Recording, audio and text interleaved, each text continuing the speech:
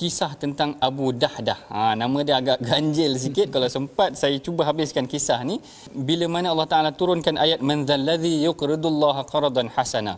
Allah Ta'ala kata siapa yang memberikan pinjaman ataupun sumbangan kepada Allah Ta'ala, Allah Ta'ala akan bagi dia harta yang berlipat kali ganda ataupun ganjaran yang berlipat kali ganda. Lalu bila Abu Dahdah dengar kisah ni ataupun ayat Quran yang diturunkan ni, lalu Abu Dahdah kata, arini yadaka ya Rasulullah. Bagi kedua tangan kau Rasulullah. Maknanya dia minta terus tangan Rasulullah. Dia kata, inni qad aqradtu haiti. Dia kata, aku sumbangkan terus kebun yang aku ada. Saya rasa macam nak bagi something dekat doktor. Masya Allah, maknanya terus terkesan Masya Allah. ayat Quran dan hadis yang dibacakan tadi. Abu Dahdah terus minta tangan Rasulullah, dia nak berikan kebun yang dia ada.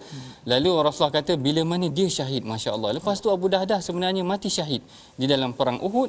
Lalu Rasulullah kata kam min udhkin mudalla li Abi Dahdah fil jannati. Rasulullah kata aku ternampak tangkai-tangkai tamar bergantungan di syurga.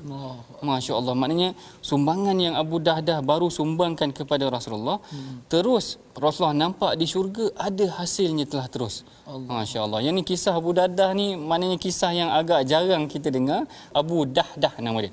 Abu Dahdah segera memberi sedekah, walaupun sedekahnya tu maknanya dia mungkin tak sempat sebab dia syahid dalam perang Uhud, tetapi Rasulullah terus nampak kesan dia, dan ini membuktikan bagaimana sumbangan daripada hasil yang bersih Allah Ta'ala kembangkan dan akhirnya hasil tu berjaya menjadi kita punya amal jariah ataupun ganjaran kita di syurga kelak nanti.